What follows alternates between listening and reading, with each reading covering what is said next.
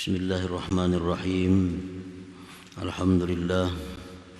Alhamdulillahilladzi baraka umra man syaa min ibadihi wa adraka bi katsirin min umrihi katsiran min amdadihi.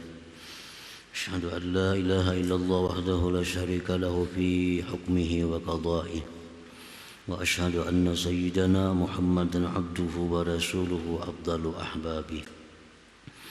Allahumma salli wa sallim wa barik ala nuri akwani Sayyidina Maulana Muhammadin miftahi babi rahamatih wa ala alihi wa ashabihi wa zurriyatihi wa atba'ihi, amma ba'd.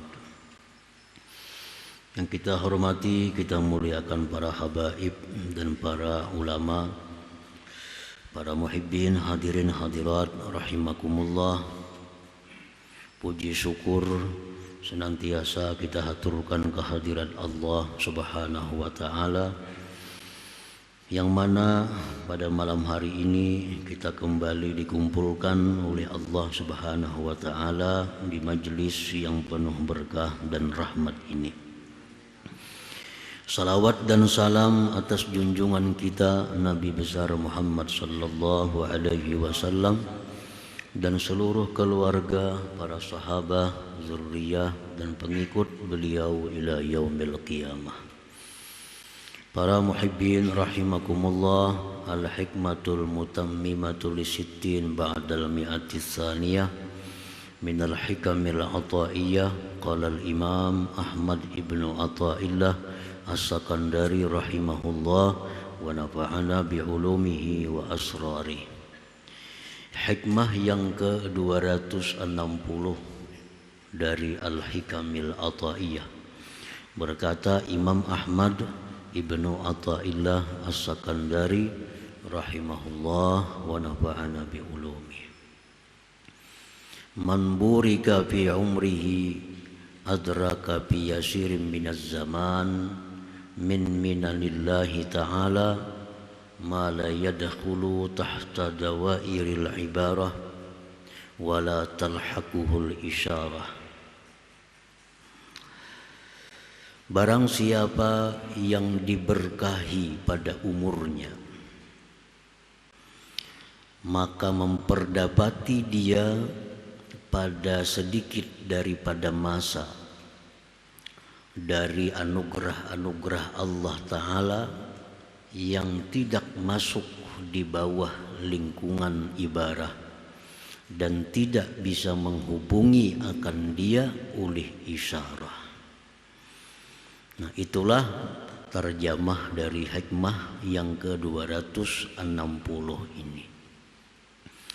Para muhibbin rahimakumullah, man barakallahu lahu bi umrihi bi an razaqallahu lahu al-fitnata ma yahmiluhu ala intihazil fursah khasyatal fawat fayubadiru ilal a'malil qalbiyyati wal badaniyah wastapraga fi dhalik majhudah adraka fi yasirin minaz zaman al-minanal ilahiyah wal ma'arifar rabbaniyah ma la yadkhulu tahtal ibarah.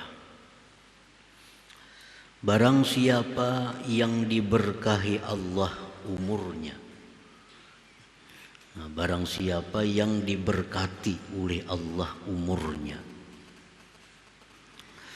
dengan bahwa Allah berikan kepada dia itu kecerdikan, kepandaian yang mendorong akan dia atas mengambil kesempatan karena takut keluputan, maka dia bersegera kepada amal-amal baik, amal yang sifatnya batin atau amal yang sifatnya badan, dan dia habiskan kemampuannya pada yang demikian itu. Memperdapatilah dia pada sedikit masa akan nikmat-nikmat Allah, anugerah-anugerah Allah, ma'rifat rabbaniyah, sesuatu yang tidak masuk di bawah isyarat, di bawah ibarat. Artinya maksud daripada itu kalimat-kalimat tadi adalah bahwa orang yang diberi Allah keberkahan umur, orang itu diberi Allah kecerdikan, kepandaian. Nah, dengan kepandaian itu dia bisa mengambil waktu yang dia gunakan untuk beribadah. Baik ibadahnya itu ibadah qalbi, ibadah batin, atau ibadah zahir. Nah, karena kepandaiannya menggunakan waktu, maka dia memperdapati dari masa yang sedikit akan keberkahan, akan anugerah, akan makrifat yang tidak bisa dibilang, disebutkan oleh suatu ibarat. Nah, para muhibbin rahimakumullah, setiap waktu, setiap keadaan itu ada tuntutan zikir di dalamnya. Nah, orang-orang yang cerdik di dalam hal ini, dia bisa menggunakan kesempatan itu dengan zikir yang dituntut pada waktu itu. Nah, dengan demikian maka zikir-zikirnya, ibadah-ibadah orang ini menjadi bernilai besar, menjadi berharga tinggi di sisi Allah Subhanahu wa ta'ala. Nah, semua zikir itu bagus, baik zikir bentuknya tahlil la ilaha illallah, atau zikir sifatnya qiraatul Quran, bagus. Baik zikir yang bentuknya salawat itu bagus. Baik zikir yang bentuknya tasbih subhanallah itu bagus. Tetapi ada waktu-waktu tertentu, keadaan-keadaan tertentu, di mana bila kita gunakan keadaan itu dengan zikir yang diperintah di waktu itu, maka menjadi sesuatu yang bernilai tinggi di sisi Allah Subhanahu wa ta'ala. Nah, para muhibbin rahimakumullah, kita ambil satu contoh misalnya. Di waktu kita hendak makan. Nah, hendak makan. Di waktu kita hendak makan itu, zikir yang paling bagus yang dituntut adalah mengucapkan basmalah. Nah, bismillahirrahmanirrahim. Ini zikir yang paling bagus. Lebih bagus daripada kita membaca la ilaha illallah 100 kali. Misalnya hendak makan, la ilaha illallah, la ilaha illallah 100 kali hanya makan. Lebih baik kita membaca bismillahirrahmanirrahim sekali makan. Kenapa sebabnya? Karena yang dituntut pada waktu itu adalah membaca basmalah, bukan la ilaha illallah. Walaupun la ilaha illallah bagus dibaca, tapi untuk saat itu zikir ini, basmalah ini yang paling berharga tinggi di sisi Allah Subhanahu wa ta'ala. Nah, seperti lagi habis makan. Habis makan zikir yang dituntut kepada kita adalah alhamdulillah. Itulah paling afdal zikir. Lebih afdal dari zikir-zikir yang lainnya. Karena Nabi kita secara khusus untuk sesudah makan itu, alhamdulillahilladzi at'ama li hadza wa razaqani min ghairi haulin minni wala quwwah. Nah, itu zikir. Nah, orang-orang yang diberkahi umur, dia diberi Allah kepandaian sehingga mengetahui mana zikir-zikir yang dituntut pada waktu keadaan tertentu. Nah, dia gunakan zikir itu sehingga amalan dia walaupun sedikit tetapi bernilai tinggi di sisi Allah Subhanahu wa ta'ala. Nah, para muhibbin rahimakumullah, orang hendak tidur, zikir yang dituntut di situ adalah zikir bismikallahumma ahya wa amut. Nah, contohnya itulah yang paling baik zikir. Itulah zikir yang paling bernilai tinggi di sisi Allah pada waktu kita hendak tidur itu. Bangun tidur, zikir yang dituntut di situ alhamdulillah alladzi ahyani ba'da ma amatani wa ilaihin nusyur. Nah, itulah yang paling tinggi nilainya. Nah, jadi kalau umur kita ini hendak jadi umur yang berkah, walaupun kita sedikit umur, sedikit amaliyah, tapi bernilai tinggi di sisi Allah Subhanahu wa taala. Caranya adalah memilah-milih mana zikir, mana ibadah yang sesuai dengan waktu dan keadaan, sebagaimana yang diajarkan, diperintahkan Rasulullah sallallahu alaihi wasallam. Para muhibbin rahimakumullah. Al-barakatu fil umur laisat bituliz zaman wa kasratil layali wan nahar. Berkah pada umur itu bukan dengan panjang masa, banyaknya malam dan siang. Orang yang umur berberkah itu bukan orang yang berumur banyak. Misalnya berumur 70 tahun, 90 tahun, itu bukan berkah. Bukan berkah. Wa innamal barakah fil umur an tashabahul inayah wal hidayatu wat taufiq wal qabul. Nah, berkah umur itu bahwa menyertai akan umur itu pertolongan Allah, hidayah Allah, taufik kemudahan beribadah, dan diterimanya ibadah. Nah, itu orang yang umurnya berkah. Orang yang umur berkah itu orang yang diberi Allah umur, disertai dengan pertolongannya, hidayahnya, taufiknya, diterima amalnya. Nah, itu yang dinamakan barakah umur. Dalam doa Allahumma barik lana fi a'marina, ya Allah berkahi kami pada umur kami, bukan panjangkan umur. Bukan panjangkan umur. Berkah umur itu bahwa umur kita disertai hidayah Allah, disertai taufik dari Allah Subhanahu wa ta'ala.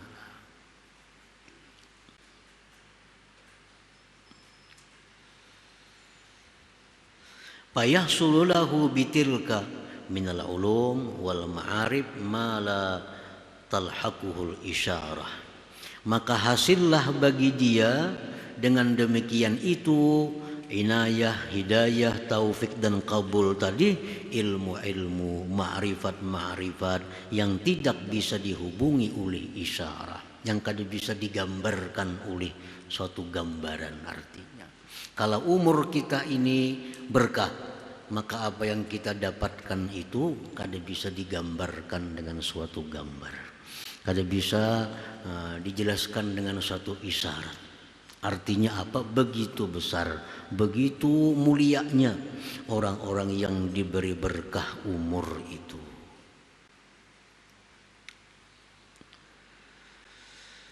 Fayartafi'u lahu fi syahrin masalan ma la yartafi'u li ghairihi fi alfi syahr.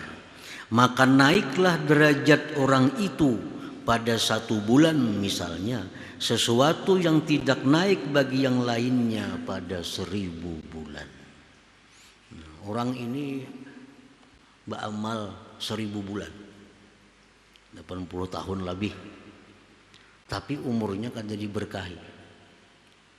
Inya kada pintar memilih amal ibadah mana yang paling berharga di sisi Allah, mana amal ibadah yang paling disukai oleh Allah. Inya tahu beramal aja, cuma kada tahu mana amal yang paling disukai Allah. Kan amal itu ada martabat-martabatnya. Amal itu ada yang wajib. Nah, wajib ini pun beberapa macam wajib. Mana wajib yang utama didahulukan, mana wajib yang nomor 2, mana wajib yang nomor 3, seterusnya. Setelah wajib ada lagi amal sunnah. Amal sunnah pun bermacam-macam. Mana amal sunnah yang utama, mana amal sunnah yang nomor 2. Nah, kalau orang kada punya pengetahuan tentang itu, lalunya beramal kadang dapat huruf. Yang wajib diduniakannya, yang sunat didahulukan. Lalu kada jadi manfaat. Kada jadi manfaat. Hutang banyak bersedekah ketujuh. Kalau so bersedekah ketujuh. Tapi hutang ditagih orang kada pembayaran. Nah ini orang yang kada mengerti tentang agama, bahwa membayar hutang itu lebih utama daripada bersedekah. Nah sembahyang sunat ketujuh, sembahyang tahajud suka, sembahyang duha suka, sembahyang witir suka. Tapi qadaan saling banyakan lagi yang fardu belum dibayarnya. Nah sehingga ini amalnya ini bisa kada berharga di sisi Allah. Kalaupun berharga bisa murah harganya. Karena satu rakaat yang fardu itu dibayar kena di akhirat dengan 70 rakaat yang sunnah. Serakaat yang fardu itu sama dengan 70 rakaat yang sunat. Kita misalkan ada sembahyang zuhur. Zuhur itu 4 rakaat. Kata juga sembahyang witir, kata juga sembahyang tahajud. 70 rakaat kita sembahyang witir hanya serakaat zuhur. Nah kalau inya punya kecerdikan, nah umur yang berkah yang disertai hidayah petunjuk dari Allah, tentu dia akan memilih sembahyang fardu karena nilainya tinggi. Nah demikian ibadah-ibadah itu ada tingkatan-tingkatannya. Orang yang umur berkah itu dia pandai menggunakan kesempatan itu. Nah, walaupun sedikit umurnya, sedikit amalnya, tapi nilainya tinggi di sisi Allah Subhanahu wa ta'ala. Memberi orang ketujuh, memberi orang lain ketujuh, menyumbang sana nyumbang sini, itu bagus. Tapi ya kalau ia biarkan orang tuanya, dia biarkan dang sanatnya, ia biarkan kerabatnya miskin susah kada dibantu, itu menjadi kada berharga di sisi Allah. Nah, kenapa? Karena meninggalkan yang utama. Yang utama dibantu terlebih dahulu orang tua yang membutuhkan, keluarga itu lebih utama dibantu dari orang luar. Nah kalau ingin suka membantu orang-orang luar, nah kalau warga susah, kalau warga menderita dibiarkan, amal ibadahnya menjadi kada bernilai di sisi Allah. Padahal ibadah juga, karena inya kada pintar, kada dapat petunjuk di situ, lalu salah menggunakan ibadah, lalu umurnya kada berkah. Walaupun banyak ibadahnya, panjang umurnya, tapi amal-amalnya sedemikian tadi jadi kada bermanfaat, jadi kada berharga di sisi Allah Subhanahu wa ta'ala. Sama hal orang menuntut ilmu. Nah, ilmu ini macam-macam ilmu, semuaan bagus. Ilmu tauhid, ilmu fikih, ilmu tasawuf, ilmu hadis, ilmu tafsir, banyak ilmu bagus semuaan itu. Cuma yang sesuai untuk dirinya itu apa yang ia perlukan. Jangan menuntut ilmu hadis kalau masih belum mengerti ilmu tentang fikih syariah. Belum mengerti tentang sembahyang kayak apa nang bujur, wudunya kayak apa, yang belum mengerti itu jangan hendak menuntut ilmu masalah tafsir Quran. Nah, lalu menuntut ilmunya jadi kada bernilai lagi. Padahal menuntut ilmu itu termasuk ibadah yang paling tinggi di sisi Allah nilainya, pahalanya. Tapi yang dituntutnya ini salah. Mestinya tertib susunannya yang dituntutnya ilmu supaya ibadah ini sah dulu kayak apa. Tuntung menuntut ilmu supaya ibadah ini sah, hanya menuntut ilmu supaya ibadah ini diterima oleh Allah. Karena kada semuaan ibadah yang sah itu diterima oleh Allah. Nah, tuntut ilmu supaya ibadah ini jadi sah dulu. Sudah biris hanya tuntut supaya ibadah ini diterima oleh Allah Subhanahu wa ta'ala. Nah, itu cara menuntut ilmu. Kalau menuntut ilmu ini kada sesuai tertibnya, aturannya, walaupun itu ibadah, jadi kada berharga lagi. Para muhibbin rahimakumullah. Laisal ibratu bikasratil azkar wal aurad, wa innamal ibratu bikasratil ujuri wal amdad. Bukanlah yang dipandang itu banyak zikir, banyak wirid, tetapi yang dipandang itu banyak pahala dan banyak faidah. amalan kita hari-hari ini.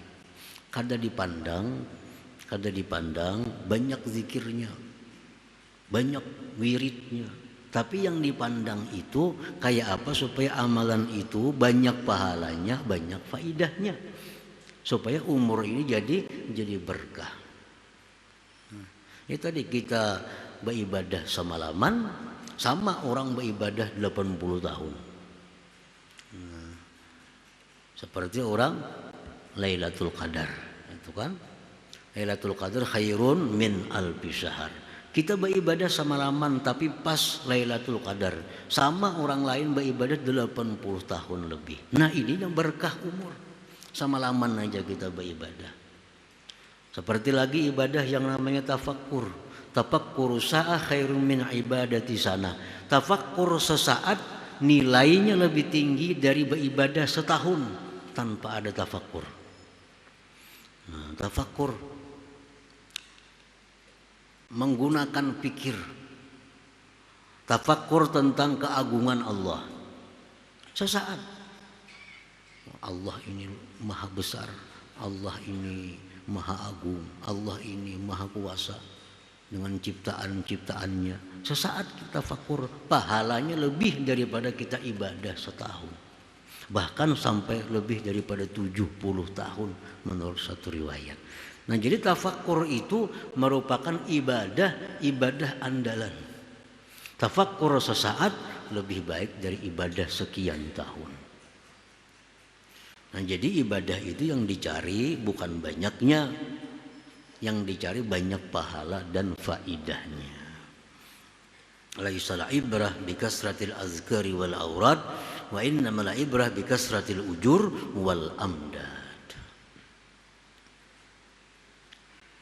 Qad yakunu zikrul qalil aksara madadan wa ajra minaz zikril katsir. Nah, terkadang zikir yang sedikit lebih banyak faidahnya, lebih banyak pahalanya daripada zikir yang banyak. Kenapa sebabnya? Karena zikir ini walaupun sedikit, tapi ini perintah dari Rasulullah dan keadaannya keadaan yang demikian, waktunya waktu demikian tadi. Macam kita hendak makan, ada doa Rasulullah. Kita hendak masuk ke dalam WC, ada doa, zikir yang disuruh Rasulullah. Nah, itu tuh lebih baik. Walaupun pendek lebih baik daripada kita hendak ke WC misal baca apa pada tengah jam dahulu. Nah, pahalanya gana yang itu. Karena itu sesuai dengan keadaan waktu yang disuruh Rasulullah SAW bacaannya ini, zikirnya ini. Nah, para muhibbin rahimakumullah. Jadi umur yang diberikan Allah kepada kita, ada orang yang diberkahi Allah umur. Ada manusia yang tidak diberkahi umur. Nah, orang yang kada diberkahi umur ini ialah orang-orang yang menggunakan umur dalam hal yang tidak ada manfaat bagi dia di akhirat nantinya. Setiap umur yang kita gunakan dalam hal yang tidak ada pahala, dalam hal yang tidak ada manfaat di akhirat, itu adalah hilangnya berkah umur. Dan umur yang diberikan Allah ini akan dipertanggungjawabkan oleh setiap orang di hadapan Allah Subhanahu wa ta'ala. Ditanya oleh Tuhan berapa umur. Rasulullah SAW bersabda, la tazulu qadama abdin yawmal qiyamah hatta yus'ala an arba' an umrihi fima yafna wa an jasadihi fima abla wa an malihi min aina akhazahu wa bima anfaqah wa min ilmihi maza amila bih. Rasulullah SAW bersabda, tidak bergerak dua kaki seorang hamba pada hari kiamat itu di padang mahsyar sehingga ditanya dia tentang 4 hal. Pertanyaan yang pertama ditanyakan kepada kita sebelum pertanyaan yang rinci-rincinya, 4 pokok, 4 judul yang ditanya oleh Allah. Yang pertama kali ditanyakan Allah tentang umur, fima yafna. Berapa umur? Kemana umur itu habis kau gunakan? Nah, ini yang ditanyakan pertama oleh Allah kepada setiap manusia. An umrin fima yafna. Berapa umur? 60 tahun. Kemana menggunakan? Nah, setiap orang tentu punya jawaban yang lain-lain sesuai dengan keadaannya hidup di dalam dunia. Orang yang petani, dia akan jawab Allah, umur 60 ulun habiskan behuma. Kada kau berdusta, kada kau bakulim ya kita. Nang pedagang berapa umur? 60. Kemana habis digunakan? Berdagang. Orang yang jadi pegawai berapa umur? 60. Kemana gunakan? Kantor hari-hari. Pegawai. Orang yang ahli ibadah berapa umur? 60 tahun. Kemana menggunakan? Ibadah. Dari sekian banyak pekerjaan hanya satu yang selamat, yaitu orang yang menggunakan umur untuk ibadah. Lain pada ibadah masuk neraka. Kenapa sebabnya? Karena Allah berfirman, tidak aku ciptakan jin dan manusia melainkan untuk beribadah kepadaku. Petani, pedagang, pegawai, apapun, bila menggunakan umur selain pada ibadah akan mendapat hukuman dari Allah Subhanahu wa ta'ala. Nah, itu pertanyaan yang pertama. Berapa umur? 60 tahun. Kemana menggunakan? Berdagang. Untuk apa ikan berdagang? Berdagang untuk apa? Nah, di situ apakah hanya berdagang itu untuk mencari kekayaan? Apakah hanya berdagang untuk supaya dapat rezeki untuk supaya beribadah? Apakah dia? Nah, di situ yang akan menentukan nasib orang ini. Apa pekerjaan? Bertani. Untuk apa bertani? Untuk apa bertani? Apabila ujung-ujungnya untuk ibadah, dibuktikan oleh seluruh tubuh kita, tangan, kaki, semua bicara bahwa benar untuk ibadah, kita selamat.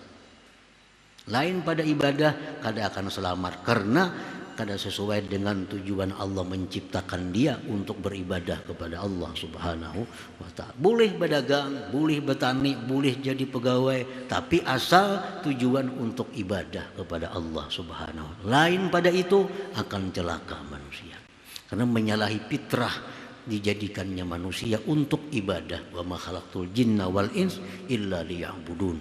Allah berfirman, tidak aku ciptakan jin dan manusia melainkan untuk ibadah kepadaku. Bila kita lain pada itu, kita bahaya, menyalahi yang dimaksud oleh Allah Subhanahu wa ta'ala. Jadi boleh aja berdagang, boleh aja bertani, pekerjaan halal boleh, asal untuk ibadah kepada Allah. Karena orang beribadah itu memerlukan dana, orang beribadah memerlukan duit. Kita kada kau beribadah kalau awak kita lemah. Kita kada kau beribadah kalau kita kada punya pakaian. Kita kada kau beribadah kalau kita kada punya tempat kediaman. Nah, jadi kalau kita bercari, berusaha untuk nukar ini supaya kau beribadah, untuk beli ini supaya selamat kita. Selamat kita. Nah, umur yang pertama ditanyakan Tuhan. Yang kedua ditanyakan tentang jasadnya. Arti jasad di situ anggota tubuhnya, matanya, tangannya, kakinya. Ditanyakan Tuhan lagi tentang hartanya. Dari mana dia ambil harta itu? Ditanya oleh Tuhan. Pertanyaan ini bukan artinya Tuhan kada tahu. Bukan Tuhan kada tahu. Tuhan tahu. Cuma untuk memberikan hujah kepadanya. Makanya Tuhan langsung, ini orang sudah baik buat ke surga, ini kada bagus buat ke neraka. Tuhan tahu. Tapi untuk supaya inya ini jelas kenapa masuk surga, kenapa masuk neraka. Lalu ditanya, bujurkah ikam ini. Padahal Tuhan tahu. Supaya inya ini jangan ada alasan kenapa masuk neraka, kenapa masuk surga. Nah, diulah sedemikian. Bujur ke jam hari anu, jam seanu melakukan maksiat ini, bujur. berdusta mata, tangan menjelaskan.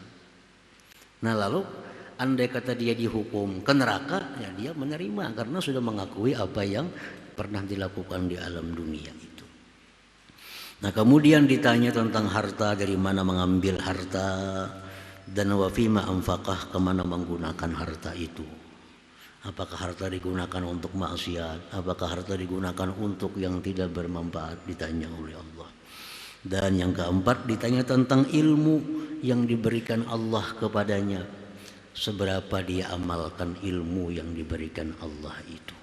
Nah itu 4 pertanyaan pokok di akhirat. Pertama-tama ditanyakan Allah umur. Nah orang yang beruntung ialah orang yang diberkahi Allah umurnya, sehingga dia bisa menggunakan umur dalam hal yang bermanfaat di akhirat nantinya. Nah kemudian hikmah yang ke-261, Alhamdulillahin Nabi sallallahu alaihi wasallam, al-Fatihah. Ar-Rahmanir-Rahim, Maliki yaumiddin, iyyaka na'budu wa iyyaka nasta'in, shiratal mustaqim, shiratal ladzina an'amta 'alaihim.